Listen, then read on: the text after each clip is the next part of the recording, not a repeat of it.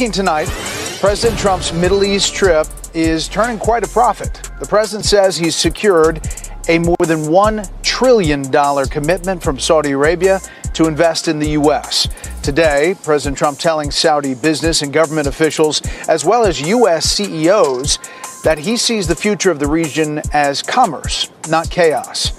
President Trump is talking about commerce, not conflict here in the region. And not long after arriving here in Qatar from Saudi Arabia, President Trump and the Emir inking a $1.2 trillion economic agreement, which includes a big deal with Boeing. The Qataris want to order 160 Boeing aircraft. That is the largest deal in the company's history. Here's President Trump earlier.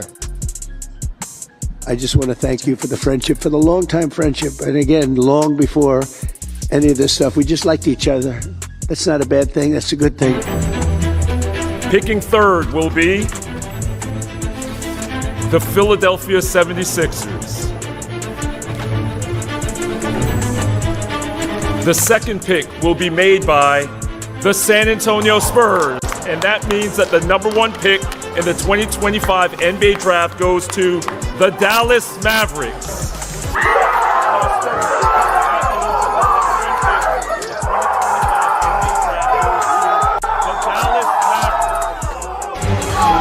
We are following some breaking news. 3 former Memphis police officers have just been found not guilty on all charges in the state trial over the beating death of Tyre Nichols. The jury reaching that verdict on just the second day of deliberations. Let's get right to NBC News correspondent George Solis. He's been tracking this. He joins us now. George, take us through the verdict and the reaction inside the court.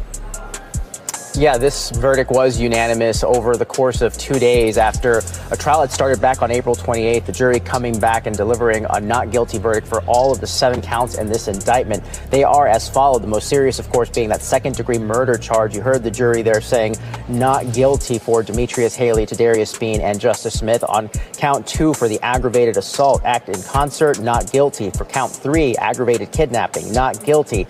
Count 4, aggravated kidnapping, not guilty. Count 5, official misconduct. And then count 6, which was another count of official misconduct, both not guilty. And then count 7, that official oppression charge, also found not guilty. Within we on now, they respect us cause we on now, money up, run a whole town, don't we? This power money can't slow down, money won't slow down.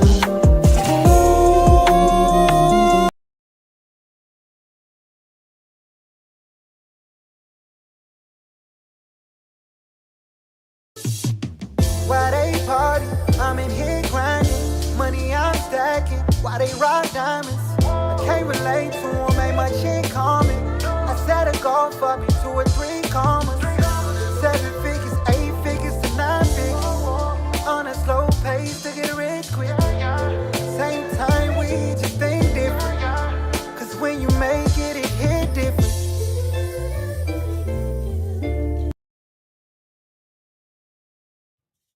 What it do, y'all? It's your partner Dale back in the saddle again for another edition of the Counter Move podcast here on Thursday evening, guys. I hope you guys had a phenomenal week. I know I did. It's been a very busy time for your partner. If you could, guys, do me a favor, like and subscribe and share. If you could, no matter if you're on Instagram or YouTube or Rumble, hit the little bell button, or TikTok, hit the bell button on the top. So whenever I go live, you get to kick it with your partner. So guys, thank you so much for your time, guys. This is going to be a really good one today, guys. We got a lot of information to get to. It's been a news-packed week. So we got to get to it. All right, guys. So let's dive into this, guys. Here's going to be today's topics for today, guys. All right. Number 1, man, President Donald Trump is signing $1 trillion deals. That's with a T, $1 trillion. We're going to talk about those deals, guys, over in the Middle East. Number 2, man, my Dallas Mavericks we won the number 1 pick in the draft. Yes, sir. Some folks been saying it's been rigged. We're going to address that too. Number 3, man, justice for Tyre Nichols. The Memphis police verdict that shocked the nation, and this shocked me too. Right. And then lastly, guys, we have another we're going to talk about before the crypto one, man, that just came across the desk today. We're also going to be talking about the Supreme Court is hearing arguments right now on Trump's plan to end birthright citizenship. And y'all, they got spicy up in there. We're going to invite in a legal eagle to go through these arguments because he'll know better than we can because he's a constitutional attorney. That's what he is. All right. And then lastly, guys, we're going to talk about crypto, how crypto could realistically bring the mortgage rates down, guys. What you say, Chuck? And combine what Trump is doing across the seas, man, it's going to be good, guys. Man, let's dive into the first one because that was the first one fast, y'all. All right, guys. Man, President Donald Trump, he has just landed back-to-back mega deals. We talked about trillions. That's with a T. We're going to talk about this in a real fast. We'll talk about this. He was in Saudi Arabia, the UAE, and I think there's another place, but I know those two places. And guys, he came back with $3 trillion worth of investment commitments, right? And he also traveled there with Fortune 1,500 CEOs, coming with BlackRock, of course, Tesla with Elon Musk. I believe I don't think Microsoft was there, but it was a lot of different business leaders there. And it was kind of strange in a good way because Fox was there. I was listening to Peter Ducey. He was saying he went to the restroom and Peter Ducey said, "Hey, why are you here?" Because one of the attendees was there when Trump stopped in Saudi Arabia. And the attendee of the conference said that, "Hey, I'm here, man, because of the unlimited funds for business." This was not a political stop for the attendees. It most likely was for Trump because he's a politician by title, but it was really a business trip for America. Yeah, let's dive in this real fast, guys, and go through these numbers. It's gonna shock me a minute, but I think that President Donald Trump right now, guys, he is hitting his stride right now, and man, it's pretty good. Let's dive into this topic. Here we go. Let's get it in. Here we go. Welcome in on a Tuesday. I'm Mugo Odigwe. President Donald Trump officially touched down in Saudi Arabia, his first major international trip of his second term, and the country pulling out all the stops for the president's arrival, including this. Those are Saudi F-15 fighter jets escorting Air Force One before it landed. Our reporters on the ground say the president was also greeted with a 21-gun salute. And look at this, that lavender carpet there rolled out for the president at the royal court. And there he is walking with Crown Prince Mohammed bin Salman. Lavender is a symbol of growth and prosperity. The two leaders further solidifying their economic alliance by signing a $600 billion investment commitment. Before that, President Trump had this to say about the relationship between the two. Listen.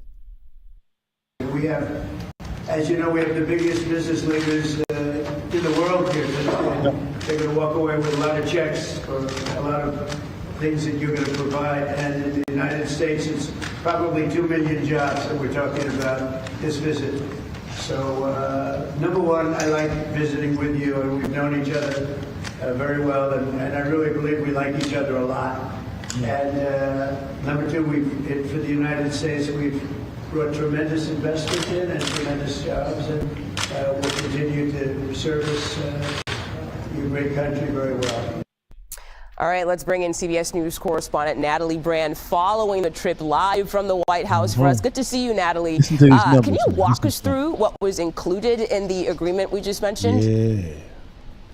Hi, Mugo. Good to be with you. We're still waiting to get some more details, but the White House a short time ago did put out just a preliminary fact sheet on what it calls the $600 billion investment commitment made in Saudi Arabia. Note that was a number, $600 billion, initially floated by the Crown Prince Mohammed bin Salman back in January, right after President Trump took office. So what we know so far.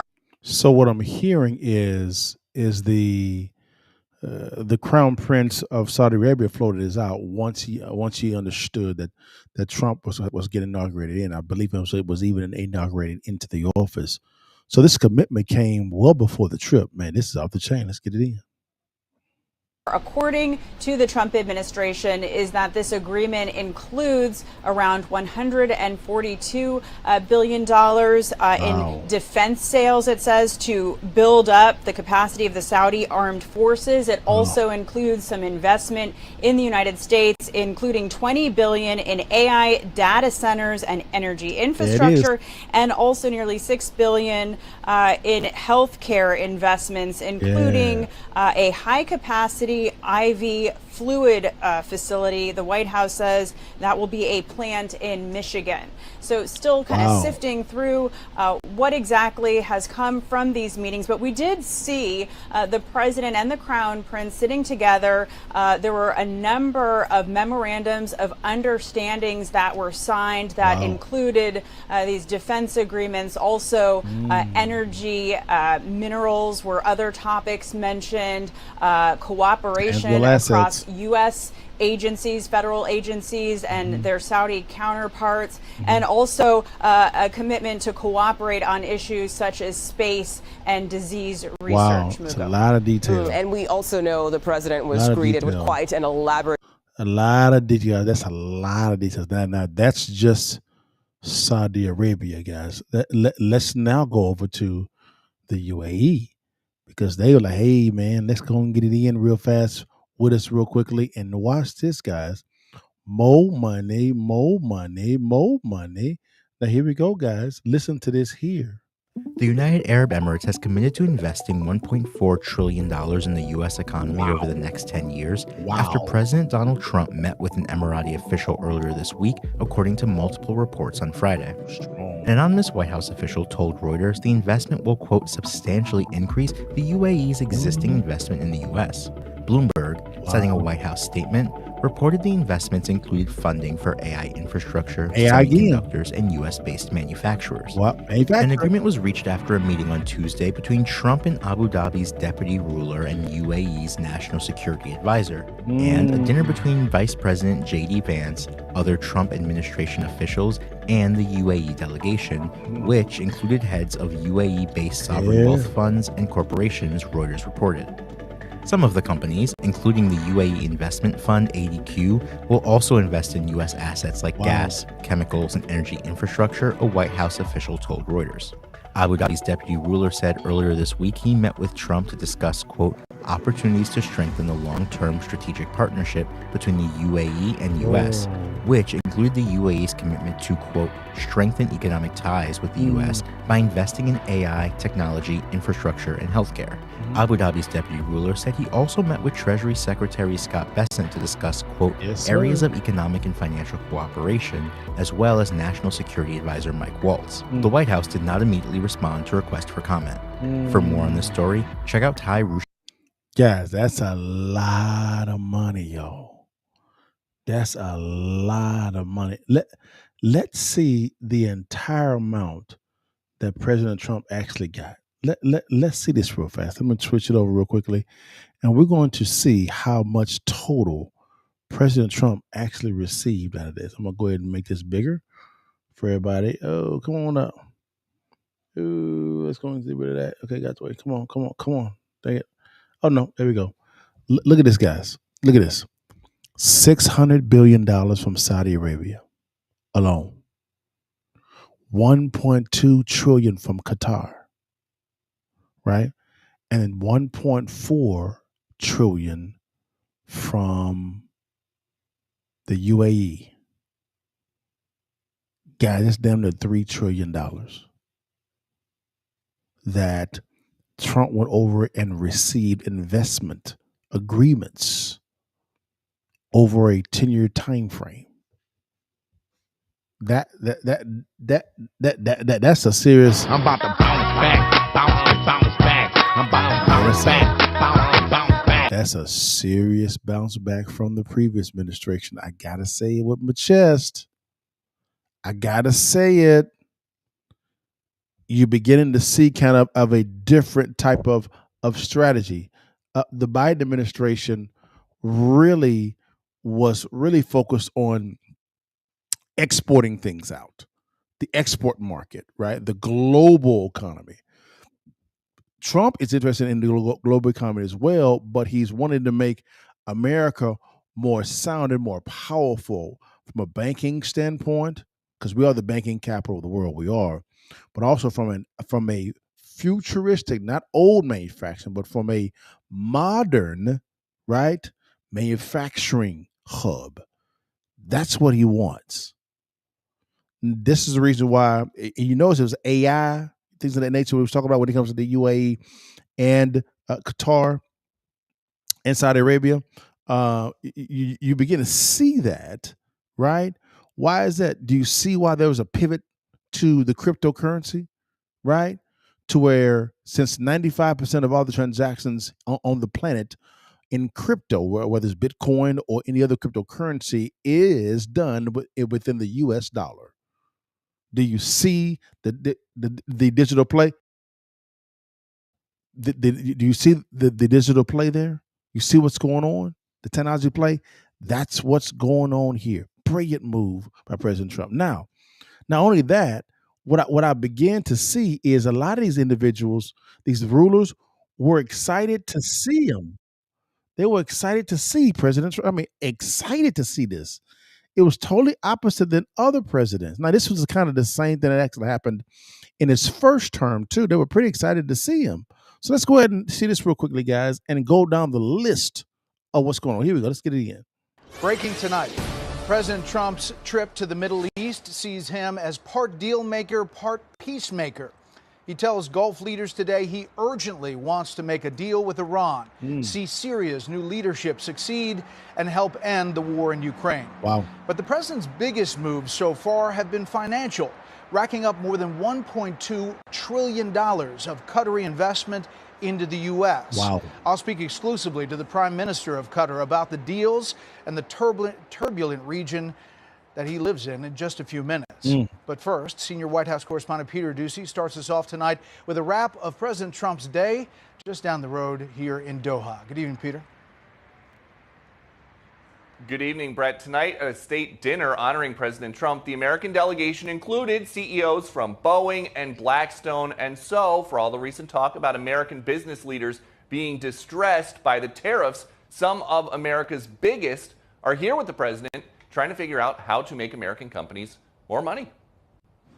I'm honored to be the first American president ever to officially visit.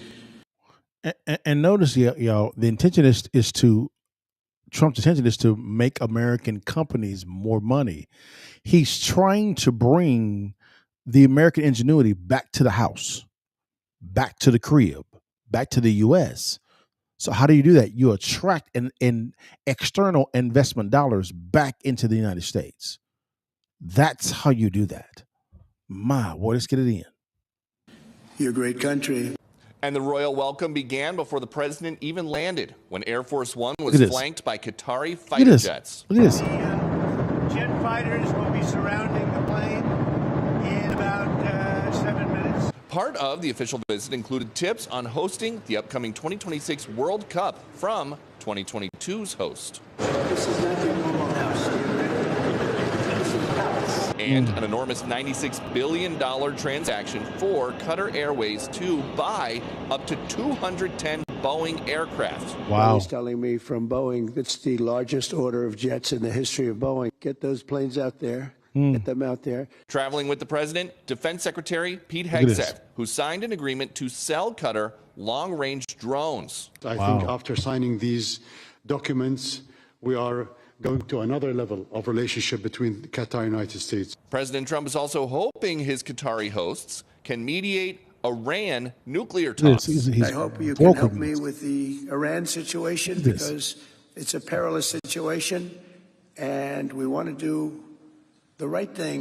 President Trump also looking to turn over a new leaf in Syria. Wow. We are currently exploring normalizing relations with Syria's new government. A brief meeting with Syria's new president, Ahmed al-Shara, left the president impressed. Young, attractive guy. While in the Middle East, the president is also keeping an eye on Eastern Europe and Ukraine peace talks. I think we're having some pretty good news coming out of there today and maybe tomorrow and maybe Friday. Ukraine's Zelensky is on his way. So again, so I'm gonna stop right there. This is called, guys. This is called great diplomacy. Not only is he's out there being the president of one foreign policy. Not only is he also getting investment dollars, allowing for business leaders to meet other countries for funding and showing investment to the United States. He's leveraging those agreements to broker a peace deal with Iran, as well as see what's going on with Russia and Ukraine. That's called being a good leader. That's called diplomacy. That's called a great foreign policy. He got a ton done in a short amount of time. A ton done. But when it comes to entrepreneurs that operate at his level, that's normal. This type of pace is normal. So as you know, he's in his element. He's kind of walking confident because he's in his element as far as from a pace standpoint. And I guarantee you the reason why these Saudi Arabia and the Qatar leaders as well as the UAE leaders were excited to talk to him because of the fact that they're talking to an intellectually high IQ businessman. So they can have high valued conversations directly with the president. Now with just the president, now with just the president and his cabinet. It's the president, also his cabinet. These are high business IQ individuals. They understand domestic business and global business. They understand that. Hey, hand clap of praise. Hand clap of praise. Yeah. Yeah. Hand clap of praise for President Trump, guys. Good stuff, guys. Now, let's go over to the next thing, guys, man. It has been this. I'm going to take a point of privilege because I can. I live in Dallas, Texas, babe. You know, Dallas, Tejas. You know, talking about. I am a Dallas Cowboy fan. Pray for us. Cowboys, pray for us. But I'm also a Dallas Maverick fan. You've seen on past Accountable podcast how I went in on the worst GM in the history of the NBA, Nico Harrison, trash, and the worst owner in the NBA, Patrick, whatever his last name. I don't care what his last name is. And we've been suffering because they traded Luka Doncic for nothing. So we're upset. So this is a point of a personal privilege for your partner because my Dallas Mavericks, we just won the NBA draft. If we got that number one pick, but you see him in the corner, you see him. They both come flag, and he is a monster. He is a beast. That boy can go. Cooper, you could use a hooper, baby. Cooper, use a hooper. Yeah, I'm gonna put that on the shirt. Cooper, use a hooper. He can hoop, baby. Man, let's go ahead and revisit the magic. Look at the magic. If you don't like it, I don't give a damn. Hey, this is my show. So we're gonna watch this real fast. Here we go, guys. Let's see how this unfolded. And then we're gonna listen to all these so-called haters. These analysts that disguise themselves and they really are haters. They're haters. Listen, here we go. Picking third will be the Philadelphia 76ers. The second pick will be made by the San Antonio Spurs, and that means that the number one pick in the 2025 NBA draft goes to the Dallas Mavericks. Yes, sir. We will take it. Hey, guys, you know what? It was so wonderful. I was literally sitting here, guys, on a TikTok live with my sister Suni. You know, Sue. So I call her Sue. And what happened, guys, was this here. Is what happened here, guys. Hold on, y'all. We can't hear all that. What happened, guys, is I'm sitting there on this live with her, and we're talking, and I'm sitting there and I said, wait a minute, we got the number one pick? Because we had a 1.08% chance of getting the number one pick. The Mavs did. 1.08% chance of getting the number one pick, and we got it. The Lord is good. You hear me? The Lord is good. We needed this. We were suffering. It is not because of Nico's punk behind, and it ain't because of the Dallas Mavericks owner. This was Jesus. This was the Lord. You hear me? This was God. Thank you, Lord. Thank you, Lord. Let's celebrate together. Let's celebrate together. Yes, Lord.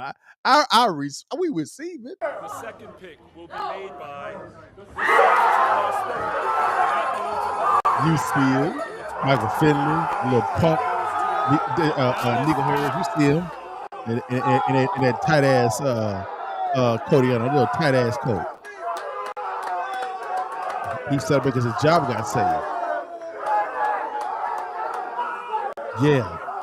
Yeah. Yeah. Yeah. Yeah. Yeah. Tell him, T. Hey, we motivated now, baby.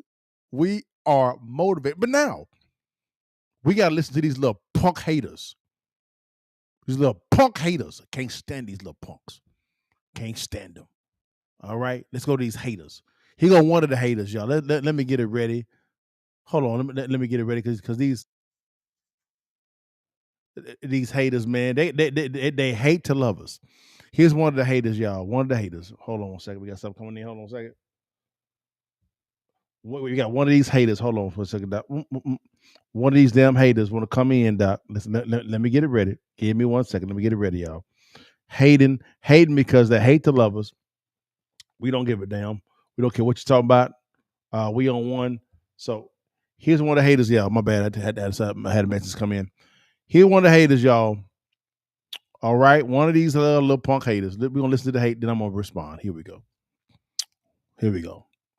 Adam Silver just proved to the world that the NBA is rigged because it's absolutely ridiculous that somehow the Dallas Mavericks walked away from the 2025 NBA draft lottery with the #1 overall pick. Not only did they have one of the lowest odds ever to win the #1 overall pick at 1 point, who cares %, but at the same time, it follows the trade path. Anthony Davis gets traded from the New Orleans Pelicans to the Los Angeles Lakers. What do the New Orleans Pelicans get after that? They get Zion Williamson. The Dallas Mavericks traded Luka Doncic to the Los Angeles Lakers in a move that everybody was scratching their head over. Oh, and then what happens for the Mavericks? They get the #1 overall pick in the next draft. Not only that, but the Spurs get the #2 pick when they're poised to trade for Giannis to pair alongside Wembanyama. The 76ers get the #3 pick to pair alongside Joel Embiid. And those poor Charlotte Hornets and Utah Jazz coming in at 4 and 5 after taking the entire season. Do you feel like... No, we don't care.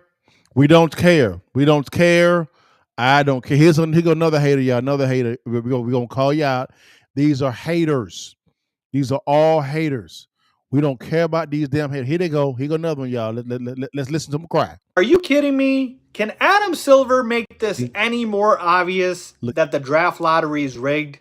The Dallas Mavericks just got the #1 overall pick and the rights to draft Cooper Flagg, and they had a 1.8% chance to win the lottery. Now, I'm a Bulls fan. I'm not saying that because we should have won the lottery. Our odds were literally just... He to say a Bulls fan, we got to stop him right there. Stop. We don't care if you're mad. Stop crying. We won. And I'm going to say, hold on. And let me get rid of this real fast. Because now I got to stick my chest out real fast. We won. We got the #1 pick. First time in the history of our franchise. Let us have this. Shut up, you haters. Y'all hating. Let us have it. We suffered this year because of dumbass GMs and dumbass owners. Let us have this moment. Please. For the love of God.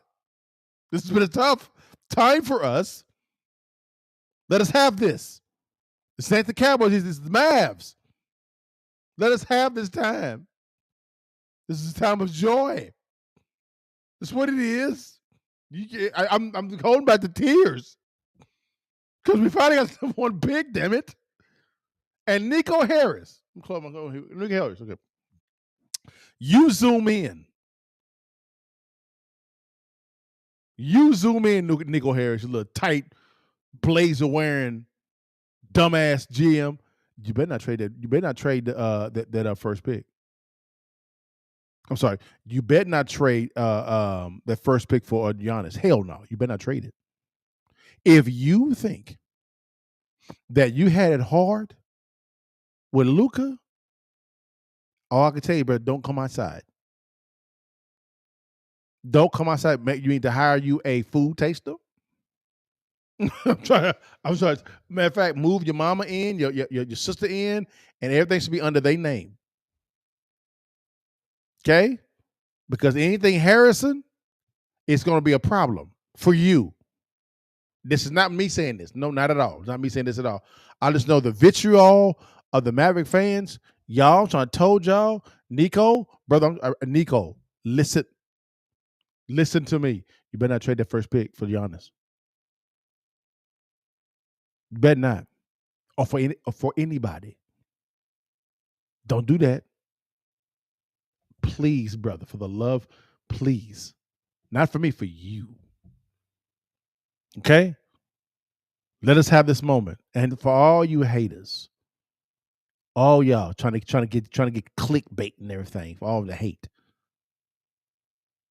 Take the damn picture. Because we got the first pick. Cooper Flag is going to be a Dallas Maverick. And I'm going to say it. He's more athletic than Luka. Got more hops than Luka.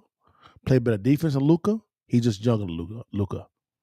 That's it. Matter of fact, man, after, last time it was the Olympics in France, what actually happens every single time that the Team USA plays, they bring in a college team. Guess who's on the college team? Your boy Cooper Flag. Cooper the Hooper. All right, Cooper the Hooper. AD, LeBron, all the players say, yo, Cooper is for real. He the real deal. Hold it for. Yes, he is. All I'm saying is, Nico, you better not trade this pick. You better not, big dog. Let us have this moment. You better draft Cooper Flag. You better draft him. Or there's going to be some problems. All right, y'all. Now, all right, thank y'all for letting me have that personal privilege time, guys. Now, let's get a little serious, y'all. All right. Y'all know who Tyre Nichols is. If you don't know who he is, he was the young man that got beat to death by black police officers in Memphis, Tennessee. I saw the cam. It's tough to watch.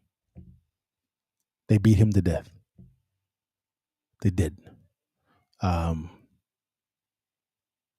out of the 5, 2 pleaded, right? 2 pleaded, and 3 of them just got acquitted on all 7 charges.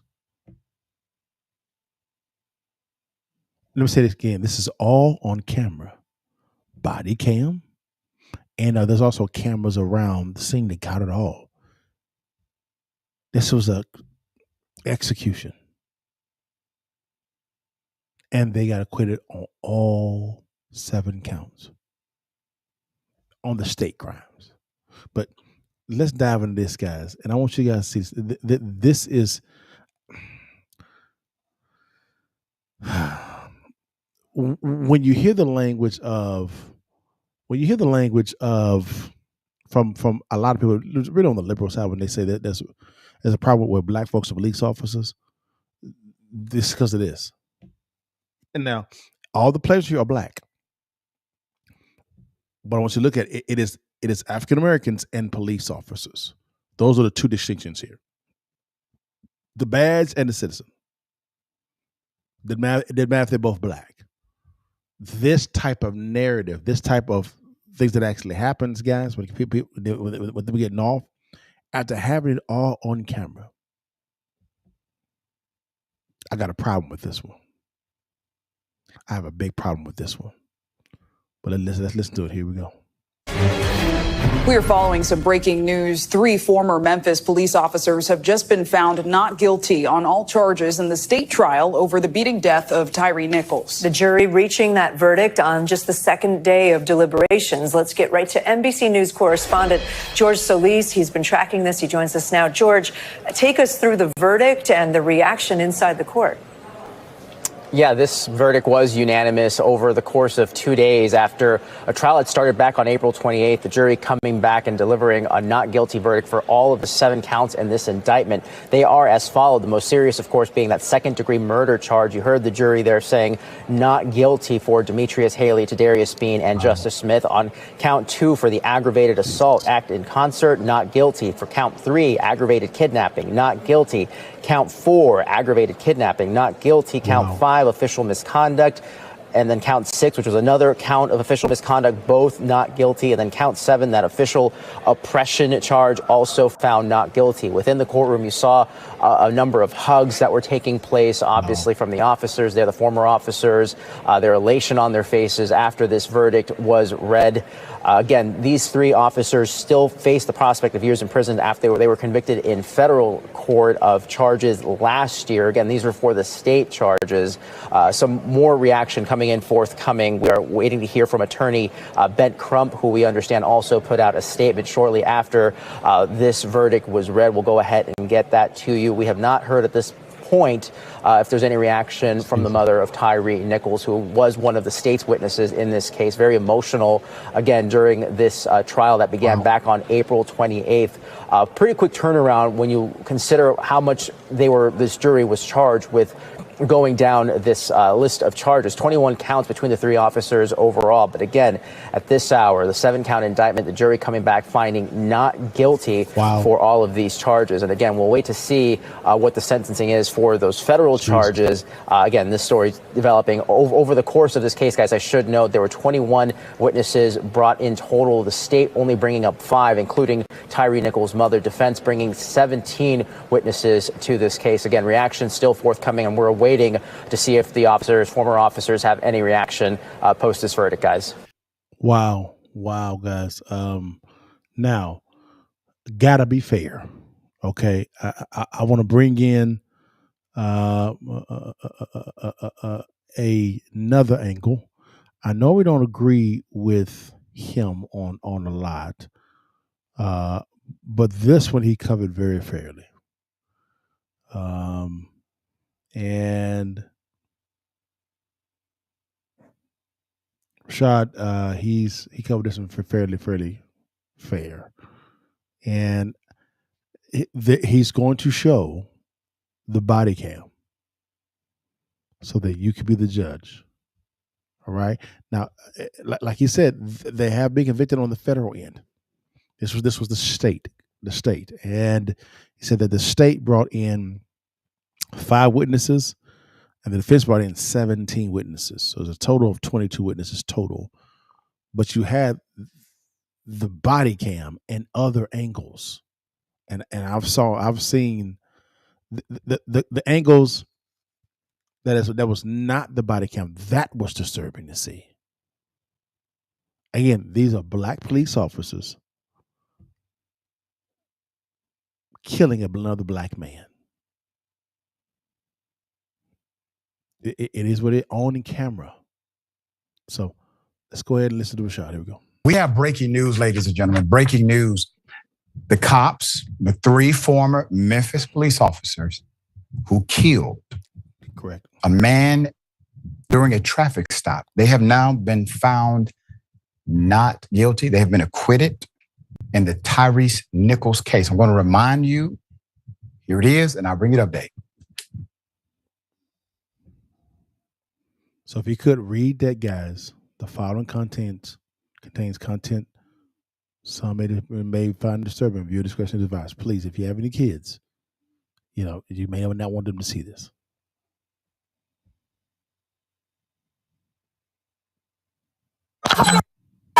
You get your ass blown the f*** Get the f*** Damn, I didn't do anything.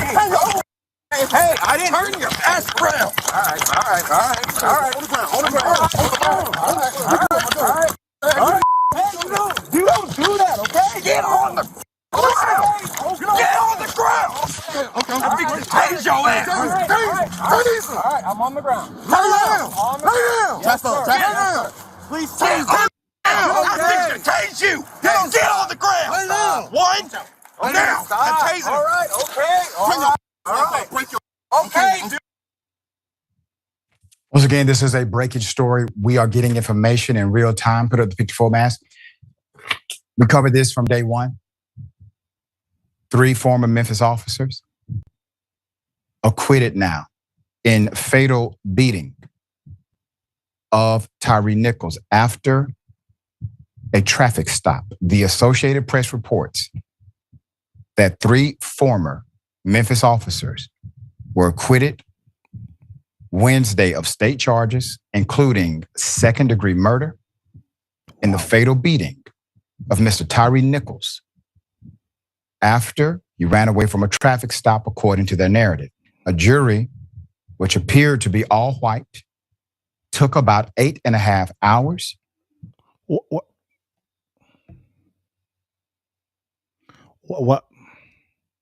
Why do we have to mention the jury was all white? Why does that matter? A young man got executed on camera. And we're talking about the makeup of the jury?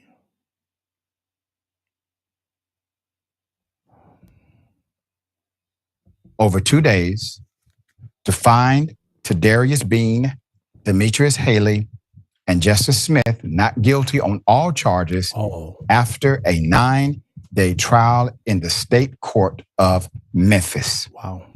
The 3 defendants still face years, possibly, in prison after they were convicted of federal charges last year, though they were acquitted of the most serious charges then too. Wow. The officers had been charged with second-degree murder, aggravated assault, aggravated kidnapping. Hold on. So they were acquitted on the federal end as well of the most serious charge? After what I saw, man, I got a problem with this. I got a problem with this from on the federal end and on the state end. What the hell is going on here? What is this? Oh, we should not just believe our eyes now? Official misconduct and official oppression. As I said, this is still a breaking story. We're getting information in real time. It's unconscionable, in my opinion. Agree. Not only did they engage in significant criminal misconduct, they did, but they also engaged in significant cover-up of said criminal misconduct. Cover-up is typically evidence of a guilty conscience, especially if you are a member of law enforcement where all the cards are on your side as far as the narrative is concerned. If you're a police officer and you claim you were in fear for your life, you damn near get away with almost anything in a judicial system. So if they claim that they're in fear for their life, how do you justify what was going on the body cam? Now, I am not a police officer. I have no law enforcement experience at all.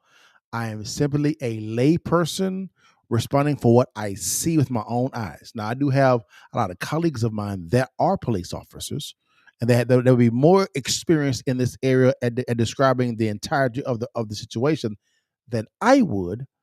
So I would lean on their wisdom there, but I'm responding to what I actually see with the body cam. If you're in fear for your life, how do you explain the body cam video? How? If you're in fear for your life, how do you explain 3 cops, 2 cops holding them, and you're punching them in the face, hitting them with the nightstick? I mean, hitting them in the face, kicking them while he's handcuffed. How are you afraid for your life?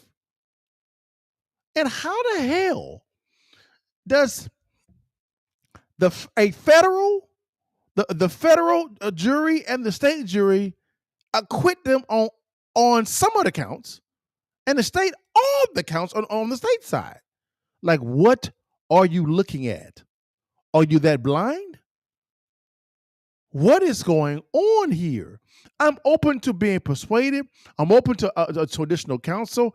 Comment below. But man, this right here don't make no damn sense to me at all. Am I off base? Please hold me accountable. Because this is trash. This man was executed. But cover up happened. And the cover up was extreme.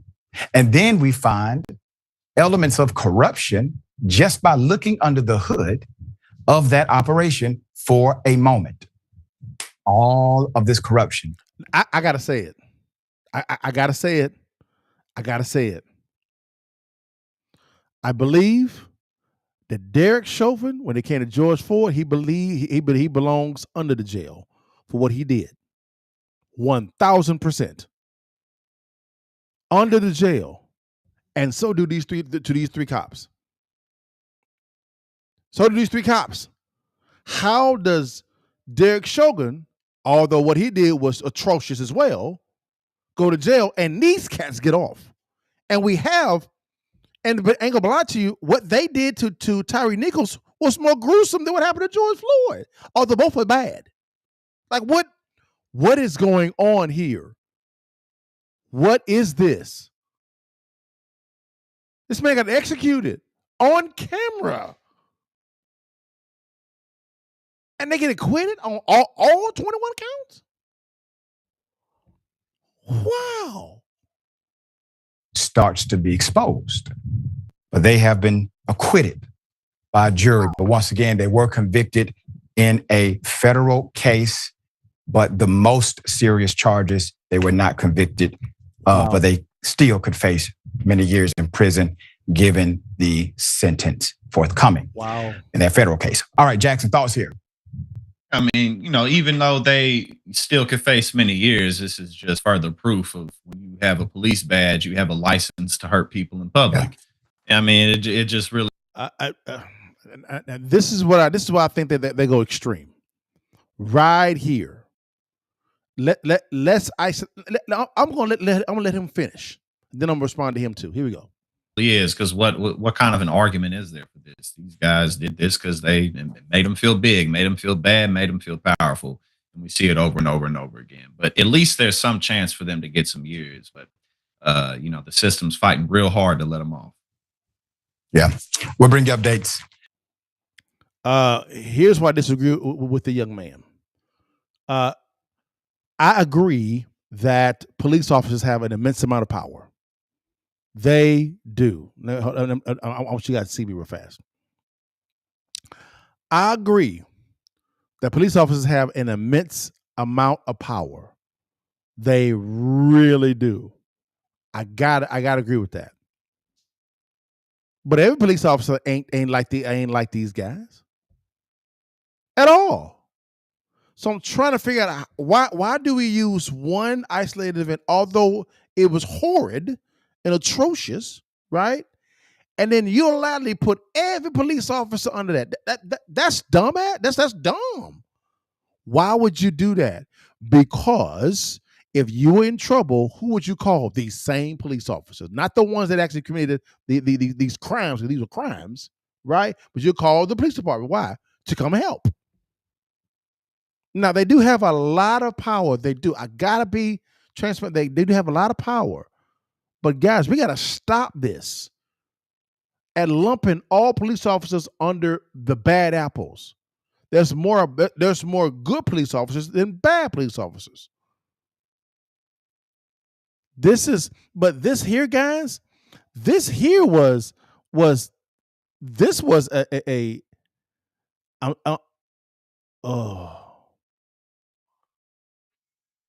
on a second, guys. I'm trying to find a video, guys. I'm trying to find some video, guys, of what actually happened real quickly here on this. Let me see.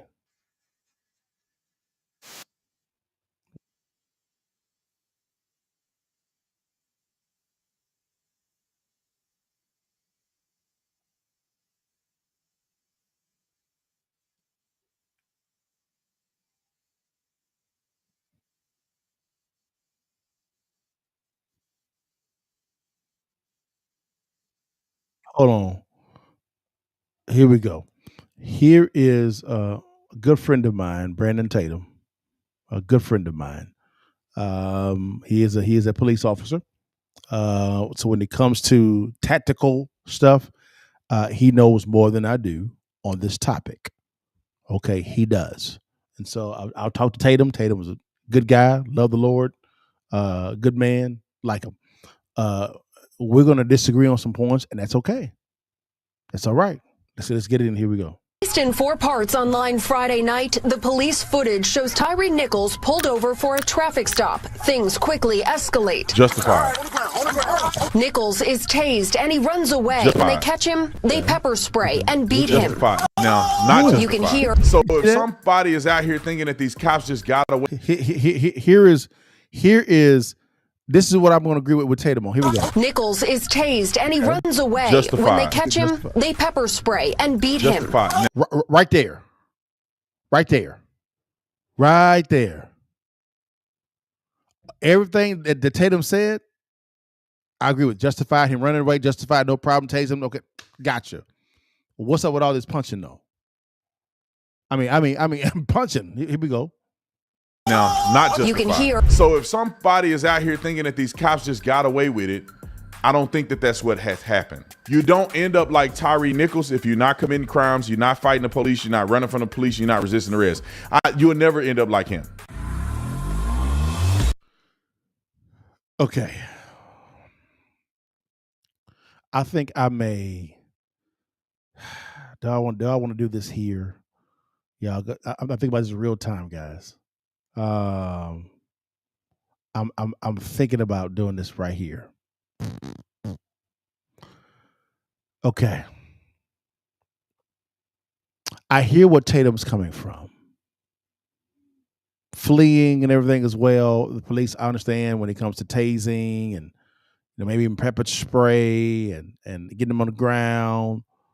But when you beat the man's ass, like that right there, I'm trying to find the video of him, because most of this is just Tatum talking, and that's fine.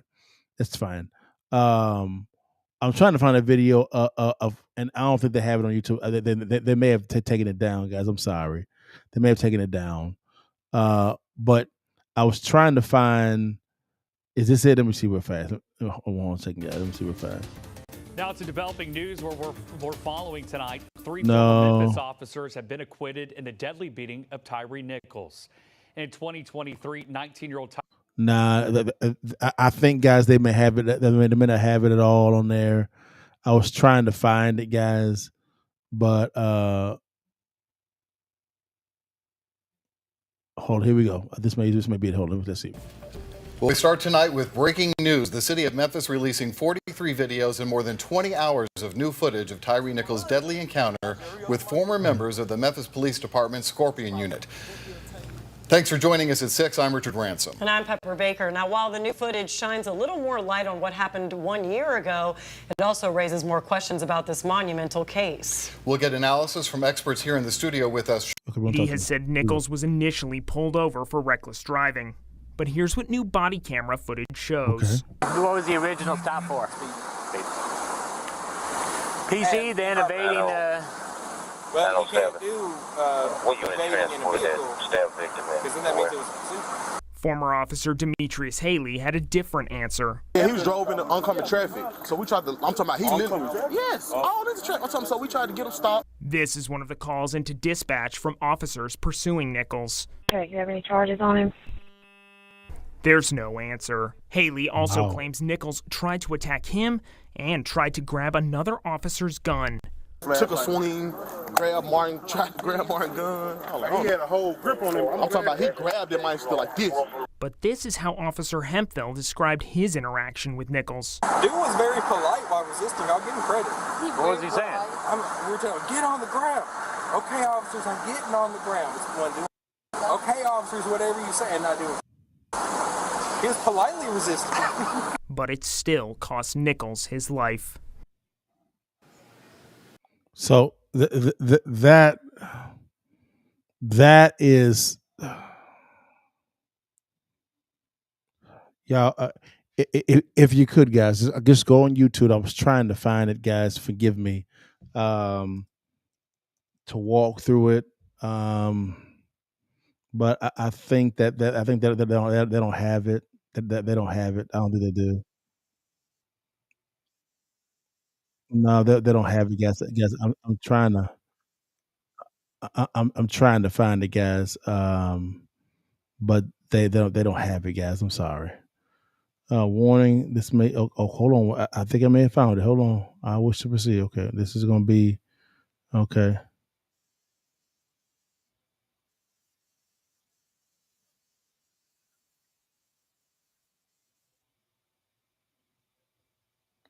Okay. Yeah, I found it. I found it. I found it. Okay. I got to say this. There's going to be some profanity here, and graphic. So if you have kids, you may want to put them to the side.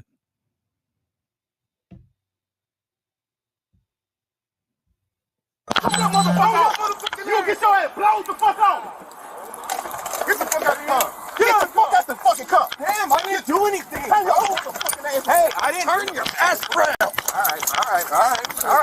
On the ground. Hey, you don't do that, okay? Get on the fucking ground. Get on the ground. Okay. I'm tase your ass. Tase. All right, I'm on the ground. Lay down. Lay down. Please get on the ground. I'm fixing to tase you. Get on the ground. Lay down. One. Now. I tase him. All right. Okay. Turn your bitch ass right back. Break your shit. Okay, dude. Damn. Turn the fuck around. Put your fucking hands on your back. Bitch, put your hands behind your back. Break. Okay, stop. I'm gonna knock your ass the fuck out. You guys are really doing a lot right now. Bro, lay down. I'm just trying to go home. Lay down. Man, if you don't lay down. Oh, I am on the ground. Put your hands on your stomach. I got it. Spray. Okay. Get the fuck back. Stop. I'm not doing it.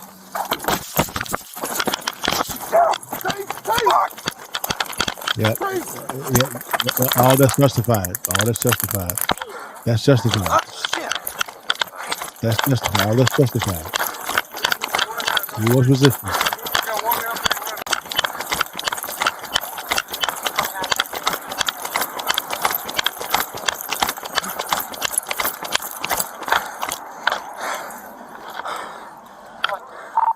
.38, where it rains, and Ross. Taser was deployed. Suspect is running down Ross.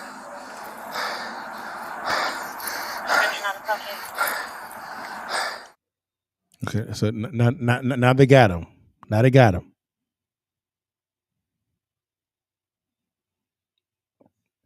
Now watch this.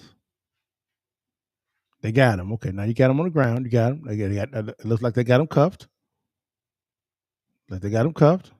Okay. All right.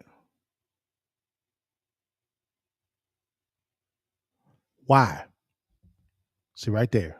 All this is on camera. All this is on camera, y'all. All this is on camera.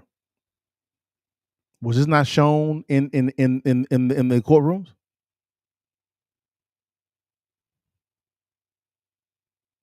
All this is on camera, y'all. This is on camera.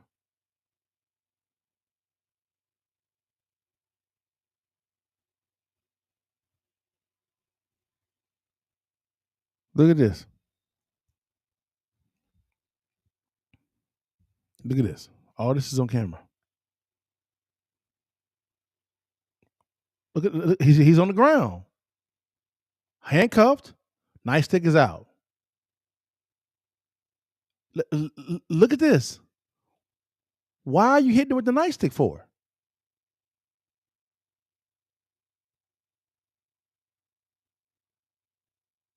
Punch him in the face. Punch him in the face again.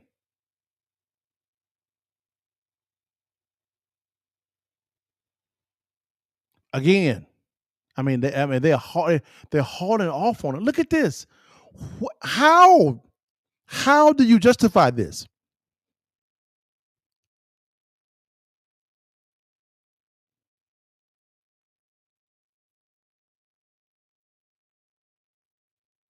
Wow.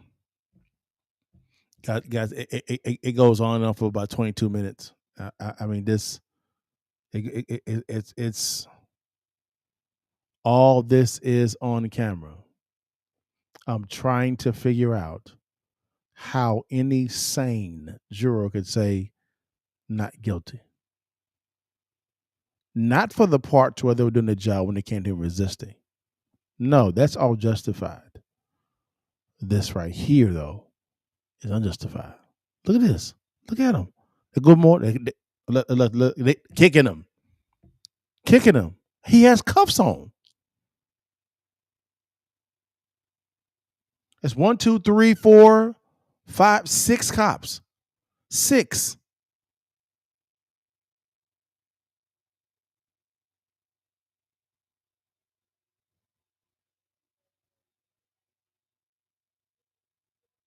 Actually, 4. My bad. 4. I'm just trying to figure out. I'm trying to figure out, guys, how anyone it would, any common sense could say that this wasn't murder. This was the execution. He's still alive. He's here. Okay, so you stopped. All this is on camera. All this is on camera. Wow. And these are black police officers too. These are for black folks.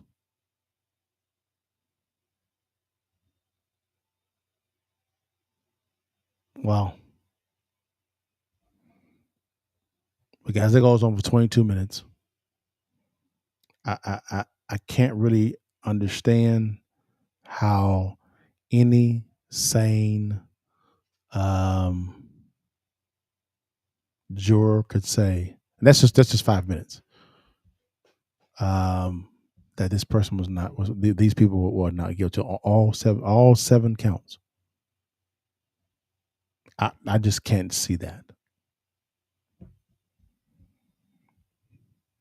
Praying for the Nichols family. Wow. I guess let's go over this. This is the one that just came in today that I wanted to talk about real quickly here, guys. This is the birthright citizenship situation here, guys. The Trump administration the Supreme Court was hearing arguments on Trump's plan to end birthright citizenship. So let's listen to what's going on, and we're going to invite in Jonathan Turley, who was a constitutional attorney, to talk this through. Here we go. Illegal immigrant parents. The larger issue at hand is whether federal judges have unrestrained power to issue nationwide blocks on presidential actions, something that you know is happening against President Trump right now. I'm Harris Faulkner. You are in the Faulkner Focus. The president posted ahead of the arguments today.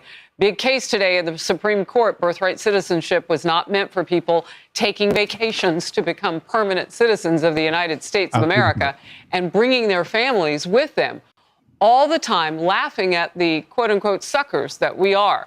Here are some of those arguments from just moments ago.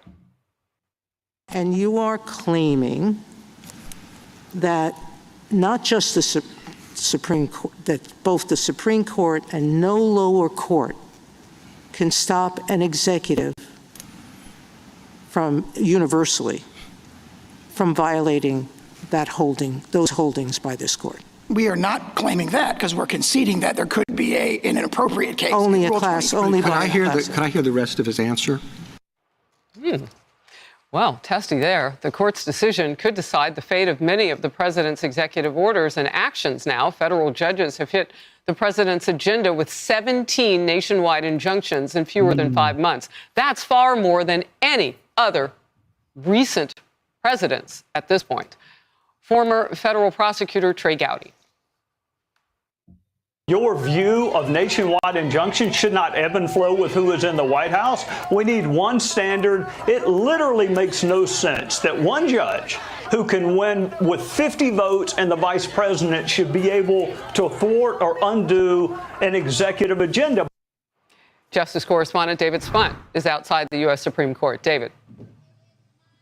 Hi, Harris. A lot of back and forth going on in the court right now, arguments going on for about an hour. We expect them definitely at least another hour. Always hard to cut those sound bites for TV because they are so thoughtful with the back and the forth on any case, but especially this case. Listen, as you've been mentioning to the viewers, on paper, this case is about birthright citizenship, but the forefront of the argument is about these nationwide injunctions or nationwide pauses.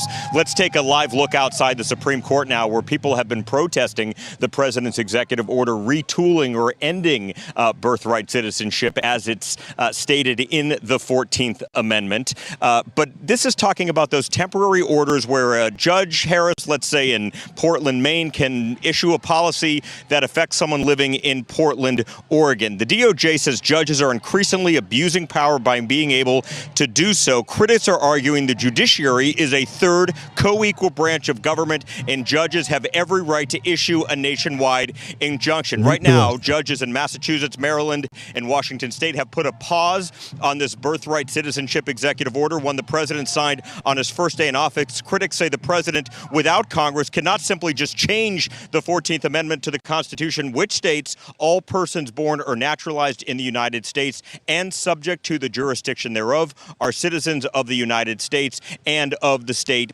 wherein they reside. The DOJ looking at that and subject to the jurisdiction whereof. They are hanging their hat on that point. As far as when we could get some sort of decision from the justices, we expect something in the next few weeks, unlike the end of June, because this is an application to the court. But the bottom line, whatever the justices decide, as you'll talk about with your next guest, it's going to have effects on basically all of President Trump's executive orders that are tied up in the courts. And if it's a victory for him, it may push those executive orders across the finish line in many cases. Harris?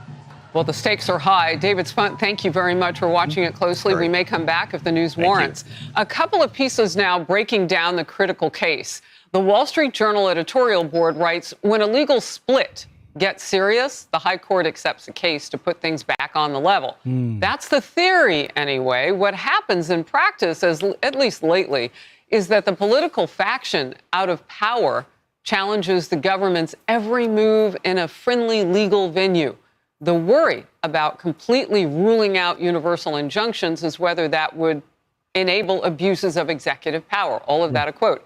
Axios puts it this way. There's a good faith, non-ideological argument that courts are handing down too many injunctions. There are more than 600 district court judges in the U.S. When all of them have the power to freeze a presidential policy, lawsuits can grind the presidency to a halt more easily than ever before. Well, no doubt that's what Democrats would love at this point. Jonathan Turley, Fox News contributor and George Washington University law professor. So, Jonathan, let's just start, before we get too big umbrella with this, let's start with President Trump and what the road ahead could look like. Well, this is key to his ability to carry out the promises he made during his campaign.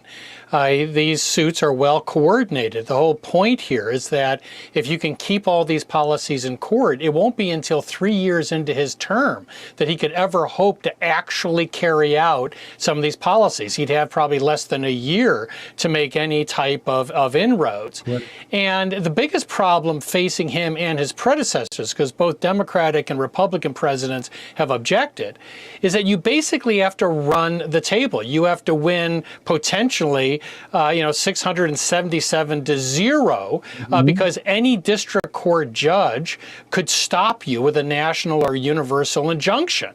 And even Justice Kagan, during the Biden administration, objected to that and said that, in that case, conservative groups are forum shopping and are basically handcuffing the administration, and that's crazy. But isn't that, in short, pushing against a public who elected a president based on the promises to turn very specific issues around? And if you get too heavy-handed with the injunctions, like in this case, none other that we've ever seen at this point in his presidency, the high number of them, aren't you trying to negate isn't that like post-election interference, if that could even be a thing? It seems like it thwarts the voters. Correct. Well, that's an argument being made by many critics, but inside the court, the Solicitor General is saying today that you can get a national or universal injunction, just not this way, That is, if you have a class, a group of people that are across the country that are being mistreated, you can file what's called a class action under a rule called Rule 23. Yep. And the Trump administration is saying, we're not objecting to that. We're not objecting that if you've got a national class, you can get a national order. What we're objecting to is when, small numbers of parties go into a favored district in California or New York, and then bind the entire country, and most importantly, the entire executive branch. Yeah. So at the end of the day, however this goes, either the executive branch gets the power in this case, or the judiciary branch gets the power. It seems like it's that simplistic. Maybe not. Well, you see that tension in the argument today. Yeah. This has been a pretty hot argument.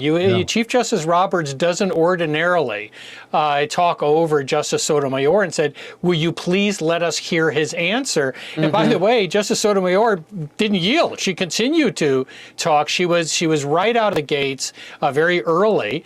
And clearly that was not going over well with some of the justices who wanted to hear what the Solicitor General has to say. But Justice Sotomayor was very, very active. The interesting thing so far is Justice Kagan, because she sort of painted herself in a corner in her interview at Northwestern Law School when, during the Biden administration, she said, these injunctions really are crazy. Today, she was suggesting, well, if we think this order is clearly unconstitutional, does that change the dynamic for us? So it seemed like she was trying to reframe it a bit in terms of how they would approach this. All right. So, again, love Jonathan Turley. He's probably one of the most wisest attorneys on this topic in the country. I'd say him and Alan Dershowitz and Mark Levin are pretty balanced on this. I would say the argument, and I may do a kind of a podcast on this next week and go a little bit deeper on the Tyre Nichols case as well. Just have those two topics and maybe a third one as well. I'll look at it and see. But on this, the argument is over birthright citizenship is over the jurisdictions thereof, which is one of the amendments, right? That is what it's over. And I want to invite in probably next week when I go into a little bit more arguments that were being presented and the response that both the liberal side of the court was saying and the conservative side of the report was actually saying. And you'll hear that commentary. And they will bring in some legal egos like, Jonathan Turley and Mark Levin and Alan Dershowitz, just name a few, to kind of go a little bit in this one, because this is a highly contested topic right now concerning birthright citizenship. I am under the impression, because here's what the argument is over. It's over it's over the citizenry. In other words, when this law was drafted, did the founders loop in illegal immigrants, or did the founders will focus on slave kids, the children of slaves? If you look at the context, it was the children of slaves. They did not have the bandwidth to understand anything about illegal immigrants at all back then, because that didn't exist in this case. That makes some sense. So it's interesting to see those different arguments, if it makes some sense. But that came across with this. I thought it'd be wise to do that one and kind of park cryptocurrency, because we're a little bit longer on Tyre Nichols. But I want to come back to Tyre Nichols next week and dive into a little bit more, because this was an execution. That's what this was. This was an execution of this young man. It was. And I ain't happy about this one at all. At all. But guys, man, we're going through a lot today. Thank you so much for blessing me with your time. I know it is Thursday evening. You guys kick it with your partner. So thank you. Real quickly, guys. Excuse me. I'm always asked about real estate investing, guys. For me, I love teaching how to invest in real estate. Now, on this, guys.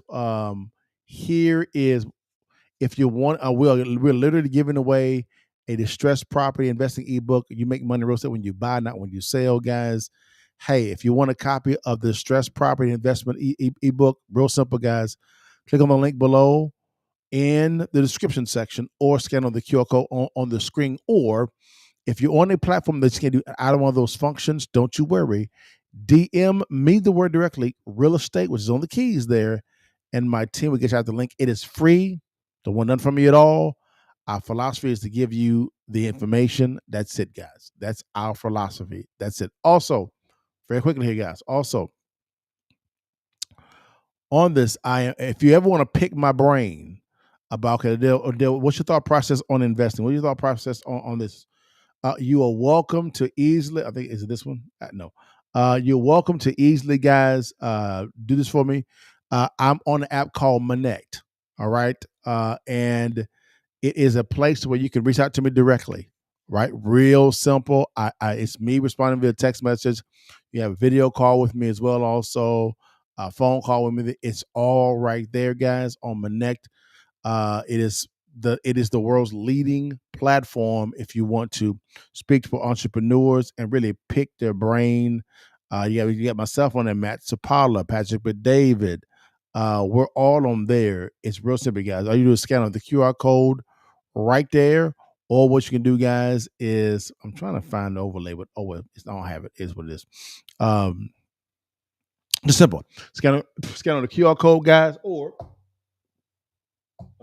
what you could do is click on the link in the description section, guys, and schedule time to talk with me and pick my brain on marketing, business, marriage, life, failures, success. I'm open book. All right, guys. Well, guys, man, thanks so much for your time. I hope this was good for you. And lastly, every Friday at 5 p.m. CST, Cliff and I do what we call Real Estate Friday Live, guys, every single time at 5 p.m. CST, guys. Hold on one second. Let me get back to it real fast. Here's a little bit of a taste of what you'll get on Real Estate Friday Live. Here we go. What's good, baby? It's your boy Dale. I'm back in the saddle again. Our motto is to buy, build. We already bought it already, so we already own it, free and clear. Refinance to long-term debt, cash flow. That is the motto. Cliff, man, is that a pretty strong motto, man? What do you think? Man, the model is strong. Like, you're getting each piece of the invest, right?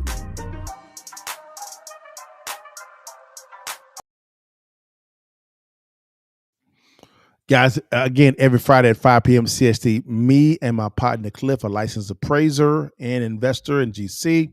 I am an investor and a banker. Every Friday at 5 p.m. CST, we have Real Estate Friday Lives. Come kick with your partner and come learn a little something, guys, about real estate, guys. We talk about the current market analysis, what you can do right now to make 5, 10, 20 grand on a monthly basis. Also, guys, we are working on our cash flow club. Which would be pretty good if you can have access to different training if you want training at all. And also we're working on our deal flow board so that we get a lot of distressed property investment properties coming our way. We can't buy them all. We wanted to share it with our Cash Flow Club pro members right there, guys. It's called the deal flow board. These are below wholesale deals. All right, guys, working on that one. Well, guys, thanks so much for your time. God bless you. I hope I added some value, guys. But you know I end it every single time, guys, before you leave and while you can. You see that thing, baby. Take the picture for your mom and them. God bless you guys. See you next time, guys. All right, y'all. Peace. Walk me through everything, but let's start from the beginning. How'd you get into this space? Well, when I was 17 years old, my Uncle Gary, who still lives to this day, introduced me to a concept called passive income. Okay. And I said, "Oh, Uncle, what's that?" Yeah. He said, "Something that you do one time, but you get paid over and over again." And I'm like, "Why am I trying to go to college? I want to learn how to do that." Gotcha. And so while I was in college, I began to look at business models that generate a passive or residual income.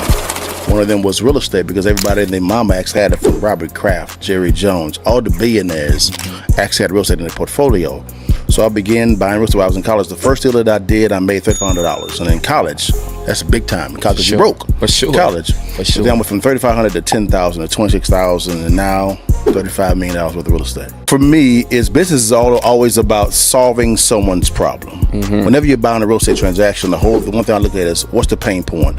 Why you want to sell for? And typically, I like buying properties below wholesale. I never buy properties at retail. That didn't make sense to me at all because I'm planning for the worst case scenario. Each and every deal that I actually acquire, I actually take home cash when I actually acquire it. Wow. Every single time. If you wanted to know how successful real estate investors make money with their acquired real estate and not when they sell it, click on the link below or swipe up and download our free ebook, Distressed Property Investing. The blueprint is in the ebook. Stay blessed, holla at your partner, and download the ebook today.